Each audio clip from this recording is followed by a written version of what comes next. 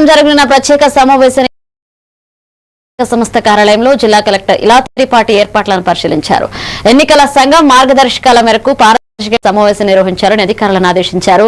భద్రత, సీసీ కెమెరాలు, మీడియా ఏర్పాట్లు పూర్తి చేయాలన్నారు. ఈ కార్యక్రమంలో కమిషనర్ దిలీప్ కుమార్, ఆర్డీఓ రాజేంద్ర కుమార్ పాల్గొన్నారు.